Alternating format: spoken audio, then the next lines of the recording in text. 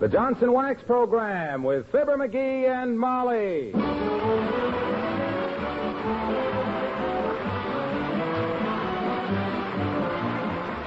The makers of Johnson's Wax products for home and industry present Fibber McGee and Molly with Bill Thompson, Gail Gordon, Arthur Q. Bryan, Gene Carroll, and me, Harlow Wilcox. The script is by Don Quinn and Phil Leslie. Music by the Kingsmen and Billy Mills Orchestra.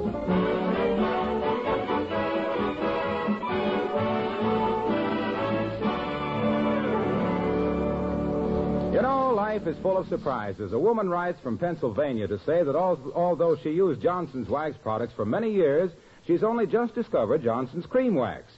Well, I thought everyone knew that the Johnson's Wax people had developed this creamy white, non-oily liquid polish for furniture. Believe me, Cream Wax is something very special. It has astonishing cleaning power. It really chases fingerprints and dirt. And while it cleans, Johnson's Cream Wax also gives furniture and white kitchen equipment a beautiful satin-smooth coat of protective wax. But look, let this Pennsylvania woman speak for Cream Wax herself. She writes, "In the past, I've always had to wash my furniture with soap and water and then spend hours polishing. After using Johnson's Cream Wax on just one piece of furniture, I could hardly believe my eyes. It took off so much dirt. And the lovely glossy finish has no greasiness whatever, so it's really easy to keep clean." Well, now, if you haven't used Johnson's Cream Wax, how about giving it a trial? You'll like it.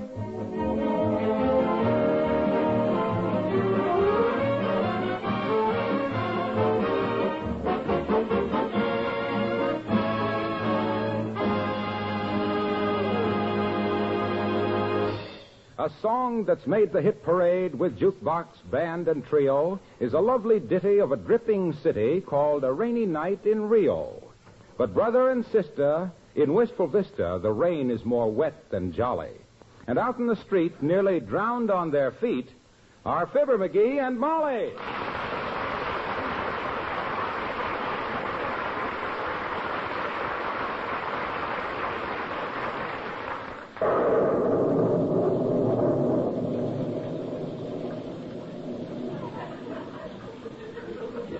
Your feet wet, kiddo? Well, as Bob Hope would say, I wouldn't say my feet are wet. But the USS Pennsylvania just sailed under my left instep. You shouldn't ought to stand out in the rain like this. Nor you either. Oh, I have to. I got to wait for a guy. I told him I'd meet him here, and I'm going to do it. Well, I'll wait, too. I'm curious to know which of your friends has webbed feet. He didn't know it was going to rain like this. I agreed to meet him here in front of Kramer's Drugstore, and I got a reputation for doing things on time. Also for buying things on time. You better get inside the drugstore and get some hot coffee, kiddo. You're wetter than a whale's tail. No, thanks. I don't like Mr. Kramer's coffee. No? No. If Brazil ever found out what Mr. Kramer does to a coffee bean, the good neighbor policy would be bluey. Too strong or too weak? Why, it's blacker than the inside of a piccolo. Yeah? They say somebody dunked a donut in it last week and lost 2 fingers. Wow. Did you see that lightning? I wish it would do that oftener or quit. The flashes are too close together for comfort and too far apart to read by. Just what is this business, McGee? What's so important that you have to make like a mallard? Confidential matter, Molly. Promise not to mention it to anybody. Why don't you grab a cab and go on home? Not a chance, dearie. If you can stand it, I can. Maybe we can get twin beds in the pneumonia ward. And speaking of pneumonia, look who's sloshing up the street. Old Doc Gamble, the old organ grinder. Hiya, Doc. Hello, Dr. Gamble. Well, hello there, Molly. Hello, Drippy. Great night for ducks. You ought to know, being a quack. Now, McGee, please. Well, my gosh, that was a pretty trite remark. Great night for ducks. Leave it to the doctor to coin a phrase. If I'd said it was a great night for fish, you'd have said I ought to know, being a physician in sturgeon. I never joke about sturgeons, Fatso. They have a shad row to hoe. Oh. Boys, now this is positively the wettest humor that ever dripped on 14th Street. What brings you out in a storm like this, Doctor? Hospital ran out of calcium wafers. The interns have been using them for poker chips. So what? Does the staff surgeon have to wait out to the drugstore in a cloudburst every time they need a handful of pills? Well, as a matter of fact, I made a deal with Kramer on prescriptions, and I've come... Oh, taking a cut on him, eh, Docky? You call that ethical? Does Morris Fishbein know that you do that? You better ease up, or the Medical Association will paddle your big fat britches with your own shingle. Oh, don't be like that, limber lip. I have a deal with Kramer that every time he can read my writing on a prescription, he owes me 2 bits. Well, how much does he owe you now, Doctor? That's what worries me. I haven't made a nickel in 3 weeks. I want to know what he's been giving my patients. Incidentally, do you 2 people have to stand out here in the rain? Yeah, we do. Or I do, anyway. Yes, and I do, too. I'm the kind of faithful wife you read about, Doctor, and almost never meet. If my man has to stand in the rain to meet somebody on a business matter, there's little Molly, soggy but happy. Well, love is a wonderful thing. Every time a ring goes over a finger, somebody has to knuckle down for the rest of his life. Well, good night. See you both in an oxygen tent. So long, old organ grinders.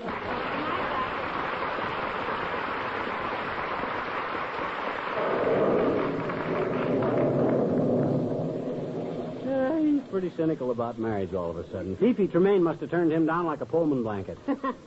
Hey, you better go on the drugstore, baby. You'll catch cold standing in this rain. Well, I guess I will go in and dry off a little, dearie. Fine. I'll call you as soon as this guy shows... Excuse me for interrupting, Mr. McGee, but can I ask your wife a question? Why, Lena. My gosh, Lena, I thought you were home doing the housework. Well, I was dusting the living room furniture, Mr. McGee, but something came up which I thought it would be advisable to get Mrs. McGee's opinion about it. Why, certainly, Lena. What came up that was so important? One of the springs in the sofa. Came up right through the seat. Oh, my. Well, what did you want to know about it, Lena? Well, Mr. McGee, my question is, should I dust the spring, too? Why, of course, Lena. Why not? This is as good a time as any to start your spring cleaning. Gee whiz, don't you get it, kids? Lena says clean the spring, and I says spring cleaning. It's a very simple play on Ain't simple... funny, McGee. Ain't? Not in this weather, anyhow. Although, personally, I just love rainy weather. I go around just singing in the rain, just singing in the... Isn't that a beautiful piece? You know, my music teacher says I sing with such a pear-shaped tone. A pear-shaped tone, huh? He says it's shaped like a pair of old overshoes. I guess he gets a boot out of hearing me. My goodness, these are the wettest puddles I ever stood in. Well, no wonder your feet are wet in those satin slippers, Lena. My gosh, you ought to wear something sensible in weather like this. I should say so. Something with a Cuban heel would... Oh, don't mention those things to me, Mrs. McGee. I had a terrible experience with a pair of Cuban heels last year. Really? Mm-hmm. Did you take a fall, Lena? Oh, did I ever fall. Something awful. And while I was trying to make up my mind which one to marry, they both went back to Cuba. Well, look, you better go back to the house before you catch cold. Yes, grab a bus, Lena. Oh, my boyfriend will drive me home in his truck, honey. He works right around the corner in the electric shop. Oh, he must be your current boyfriend. Yeah. Yes, he's alternating between me and the girl next door. Oh, my poor Ladislaus. Ladislaus. Ladislaus Shapowski. He's 9 feet 10 inches tall. Wow. Imagine that. Only 2 inches between me and a joke about a 10-foot pole. Well, I'll see you at the house, folks. Oh, zippity-doo-dah. My, oh, my, what a wonderful day.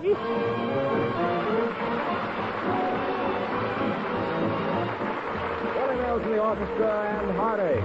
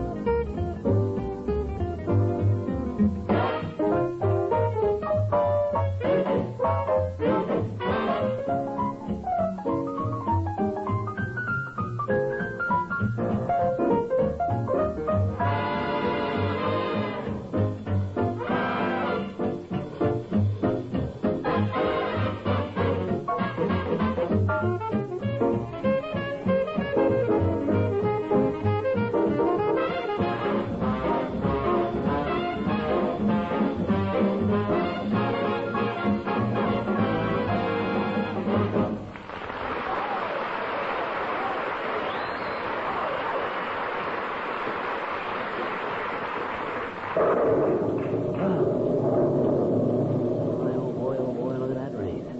My feet are wet clear up to my shoulders. I hope Molly's getting dry in the drugstore. I wish that guy... Oh, hi, Latrivia. Hello there, McGee. Let me stand in that doorway. Thank you. Quite a rain, isn't it? Oh, I don't know. I see worse, Latriv. When I was over in France with the Army in 1918 during the First World War, the big war, I seen much worse rain than this. Really? Yeah. Stand inside the doorway here, McGee. You're getting soaked. I can't, Latriv. I got to stand out here where I can be seen. I'm meeting a guy here, and I don't want to miss him. Business matter. Must be very important business to make you expose yourself to this storm. Confidential matter, Latriv. But as I was saying, 1 month over there in France, it rained day and night for 78 days. We drilled in rowboats. No officer would ride a horse unless it was a mudder. Why, it was mud up to our bayonets. Ever notice my skin, Latrivia? Not particularly. I've heard it said that it was thicker than most people's. But I've made no personal observations. Well, next time you see me in the shower room at the Elks Club, take a gander at my epidermis, boy. I got a complexion like a strawberry parfait. And you want to know why? Not badly enough to get insomnia about it. Well, sir, I'll tell you. That mud in France was a natural beauty clay. My company was made up of the toughest bums in America, Latrivia. Ham and egg prize fighters, bootleggers, yeggs, railroad men, actors, bindle stiffs, and slum kids. And after 6 months of wallowing in that mud, we looked like chorus boys from the Student Prince. You don't say. Yes, sir. If I ain't telling the truth, may lightning strike...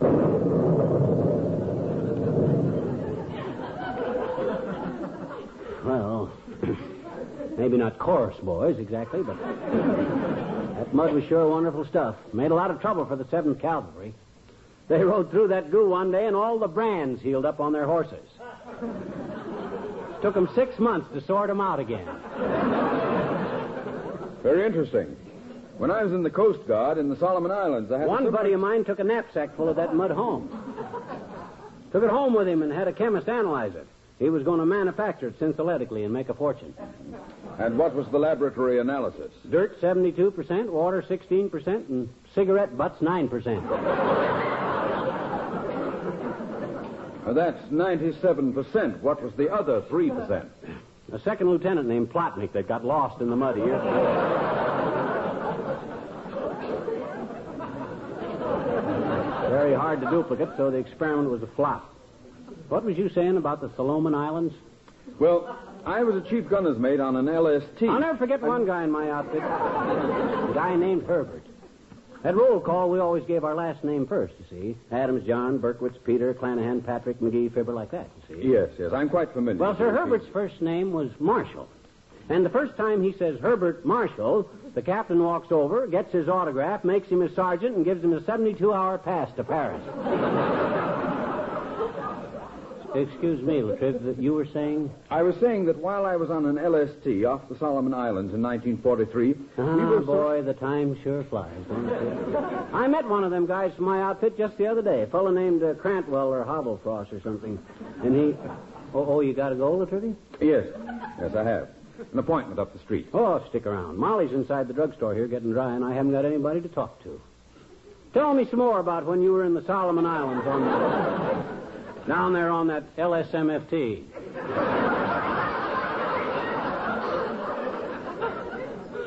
LST. Yeah, that's the one. Well, one day, as we were passing through the Sunda Straits... Boy, that sure must have been rugged. I remember one time I was corporal of the guard. Hey, by the way, were you in the service, Latrivia? No. No, McGee. I was home, hoarding sugar. Good night.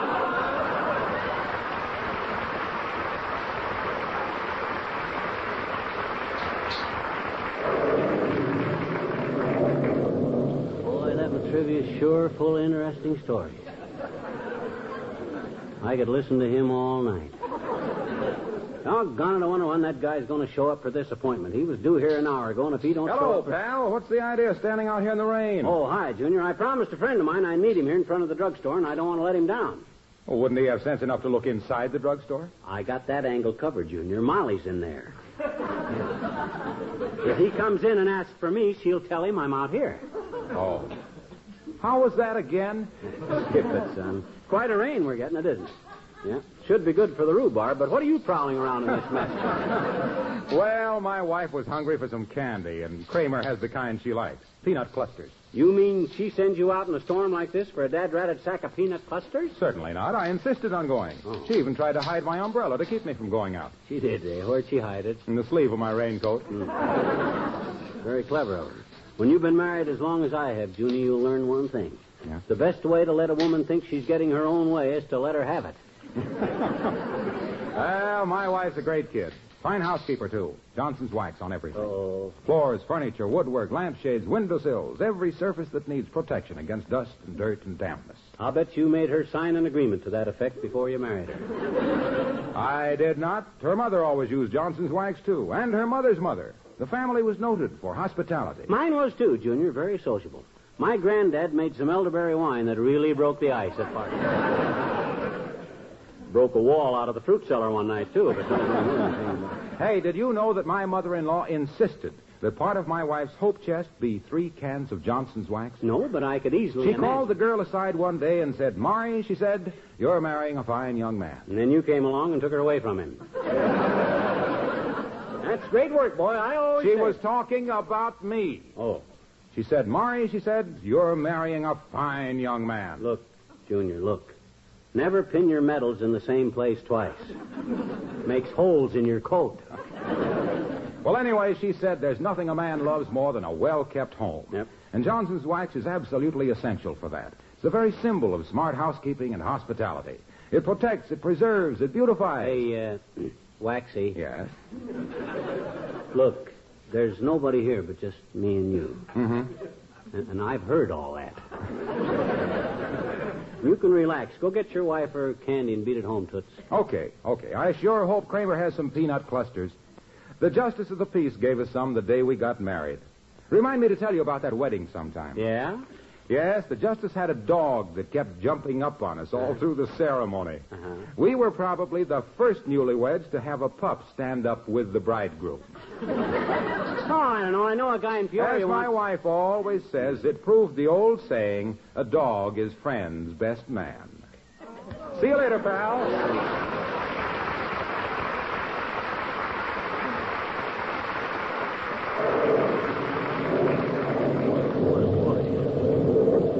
Tiresome. I wonder if that guy understood I was meeting him on Tuesday night. Maybe he thought I says Monday or Wednesday. Oh, I distinctly remember saying Tuesday night.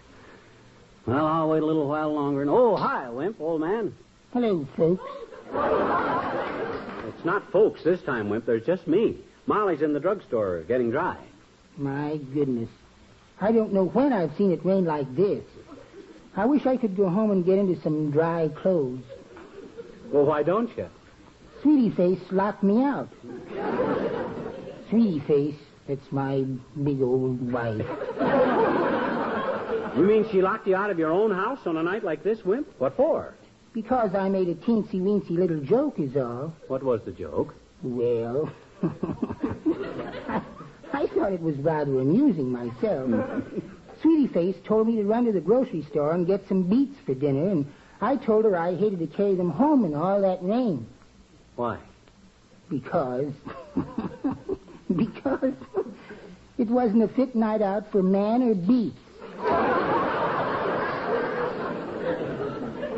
Well, I don't think that'll get you more than 200 on the Colgate laugh meter, Wimp. Wasn't bad enough to get locked out for. What are you going to do now? Well, I think I'll go to the public library and read a good bird book. A what?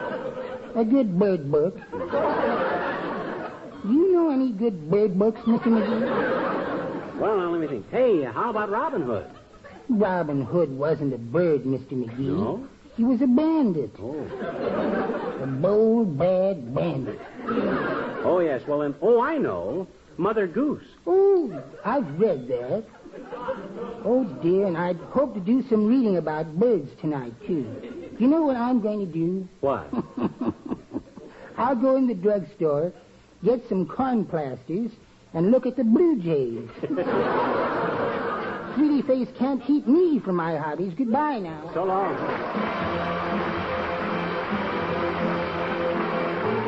The King's Men, and it's a good day. Throw all your cares away for one day, 'cause it's a good day all day. Yes, it's a good day for singing a song, and it's a good day for moving along. Yes, it's a good day. How could anything go wrong? A good day from morning till night. Yes, it's a good day for shining your shoes, and it's a good day for losing the blues.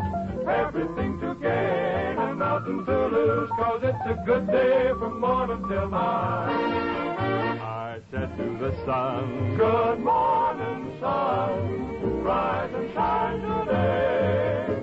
You know you gotta get going if you wanna make a showing, and you know you got to right away, 'cause it's a good day for paying your bills, and it's a good day for curing your ills. So take a deep breath and throw away your pills, 'cause it's a good day from morning till night. Now it's a bad day for a gloomy gust, and it's a bad day for a frown, and it's a sad day for a sourpuss, 'cause this day will run 'em out of town. Yes, it's a good day for shining your shoes, and it's a good day for losing the blues. Everything to gain and nothing to lose, 'cause it's a good day from morning till night. It's a good day for paying your bills, and it's a good day for curing your ills. So take a deep breath and throw away your pills, 'cause it's a good day from morning till night.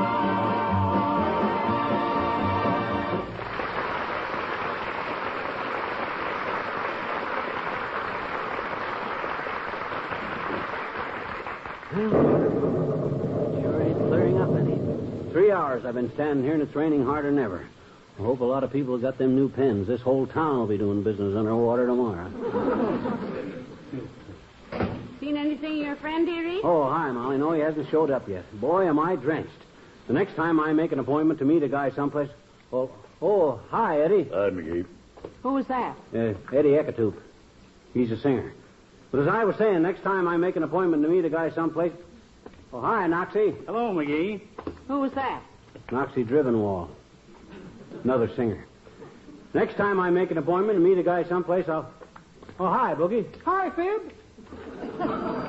Who's that, another singer? Yeah, Boogie Balaprop. Next time I make an appointment to That meet... was quite a coincidence, wasn't it? 3 singers going past in a row. Oh, no, that's a trio. They sing at McNally's Tavern. Oh, why don't they walk together? My gosh, kiddo, they got their arms around each other's shoulders all day long. This is a luxury for them.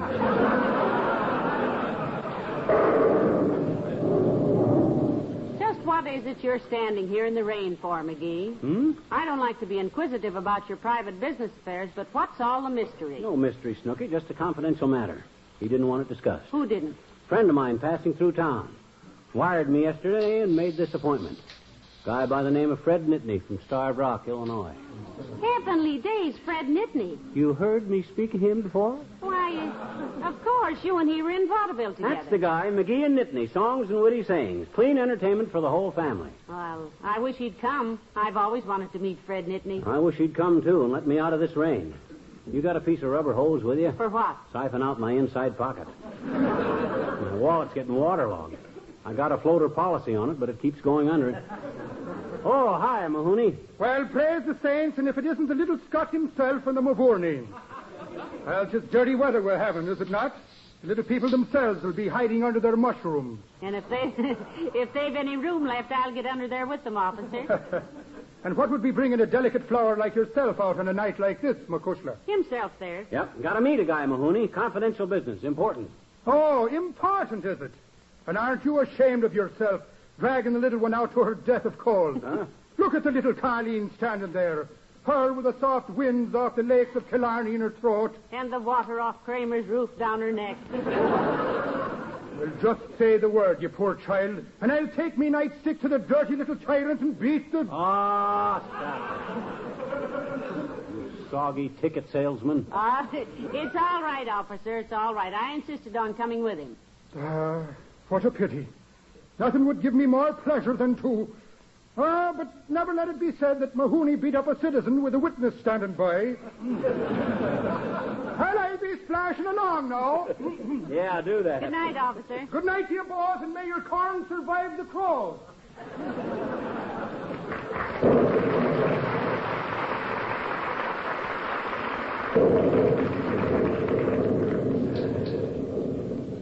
McGee, you're shivering.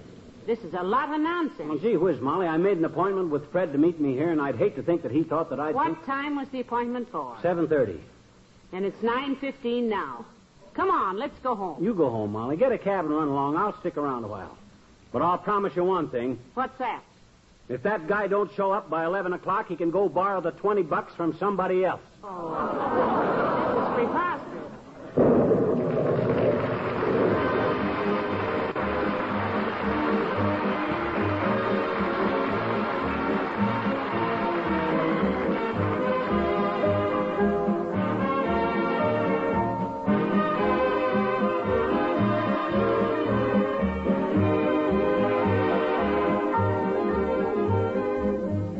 Fibber and Molly return in a moment.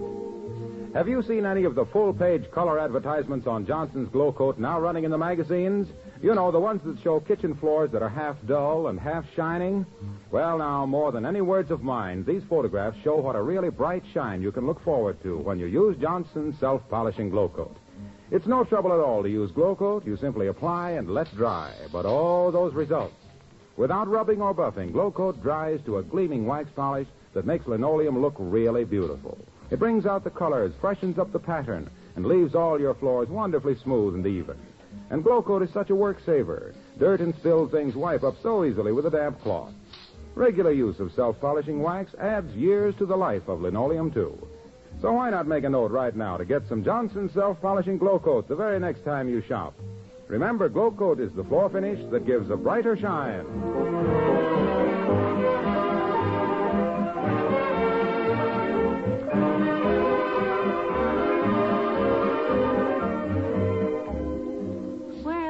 I still think it was pretty silly standing in the rain all that time just to lend the man money.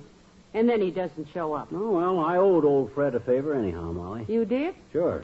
I asked him to lend me some money one time, and it was raining just about like tonight. What happened? Oh, I waited in the rain 3 hours, and he never showed up that time either. This makes us even, and... Hey, wait a minute. That's not the... Listen, dry yourself off and come to bed. Oh, good night. Good night, all.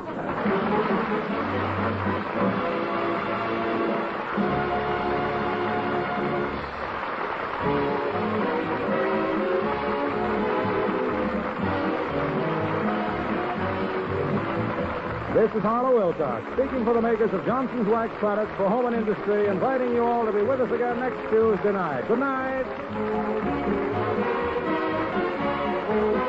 This is NBC, the National Broadcasting Company.